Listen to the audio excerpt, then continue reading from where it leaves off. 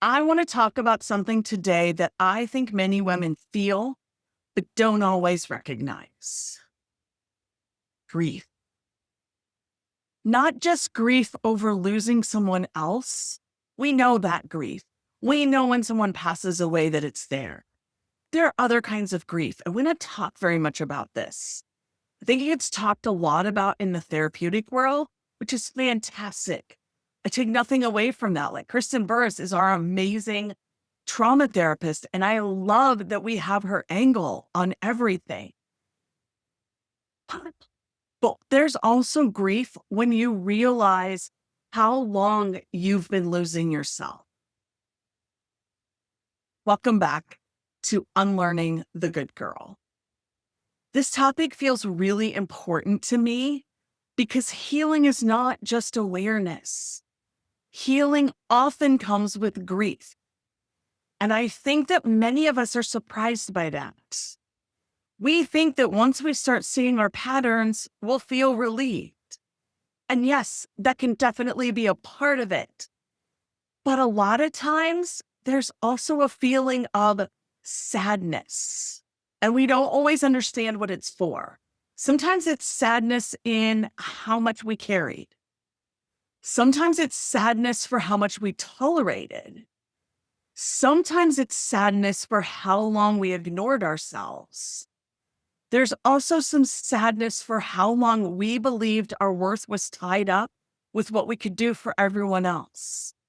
And the biggest one of all is that sometimes we get sad because we have to let go of that old life that served us at one time, that may have, yes, unhealthy behaviors, yes, unhealthy things that we do, but we may have enjoyed parts of it. And while we still get to enjoy our life, the fear of the unknown is scarier than the fear of the known evil.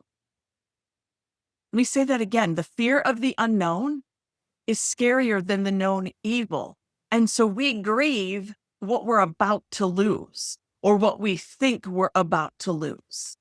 And I work with that a lot because it's real and it matters and it shows up in all sorts of ways. So I remember having a moment in my own life where I looked back and realized how much of myself had been shaped by survival. How much of me had become the peacekeeper, the overfunctioner, the strong one, the dependable one. And yes, from the outside, those traits looked admirable. People praised me for them. People depended on me for them. People expected them. But underneath all of that, those patterns were costing me. They were costing me the life I wanted to lead. They were costing me healthy relationships.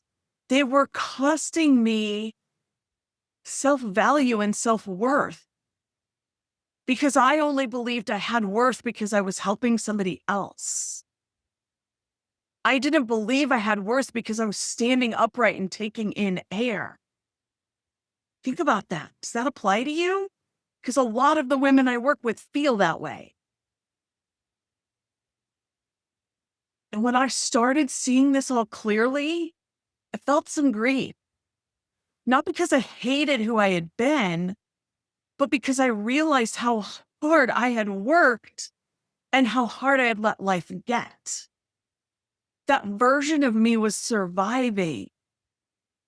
That version of me learned, keep the peace, stay easy. Don't ask for too much. Don't rock the boat. Carry what needs carrying. And she did what she knew. And that version deserves compassion, not judgment, not criticism. Compassion, love, grace, understanding. That's something I think most women miss. When they look back at their old patterns, they shame themselves. Why did I stay so long? Why did I keep saying yes? Why didn't I speak up? Why did I keep abandoning myself? Those questions usually come from today's awareness, not yesterday's capacity. That's important because you can't judge an old version of yourself for surviving the only way you knew how.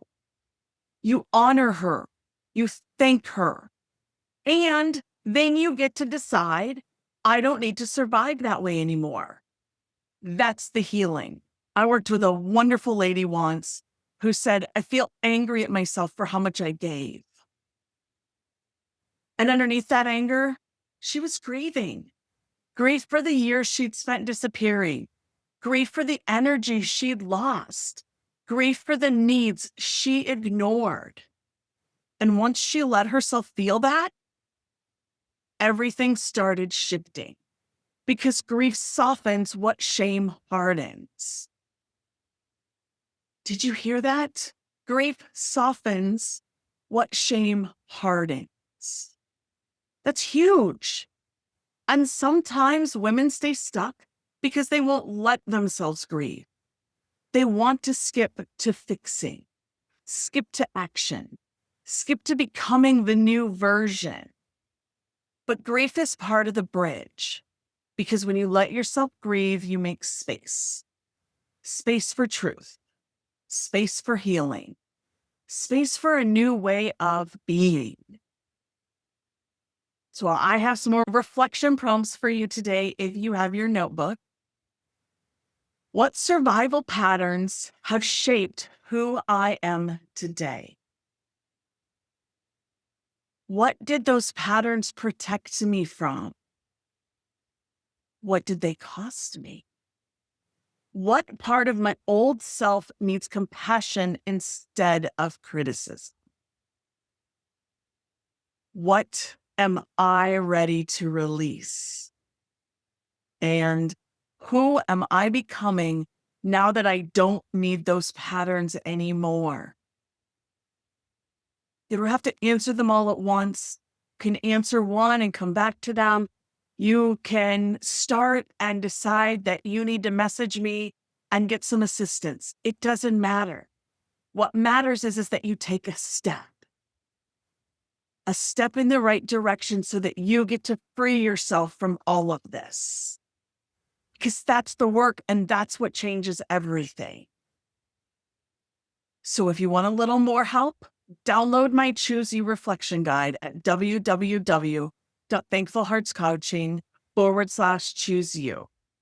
It's going to help you with those patterns, help you understand why it feels heavy, and just really tell you what you're grieving.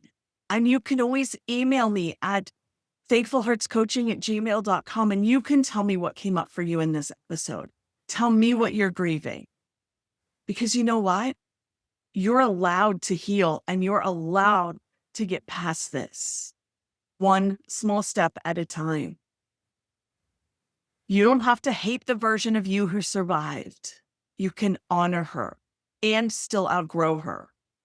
That's your work this week.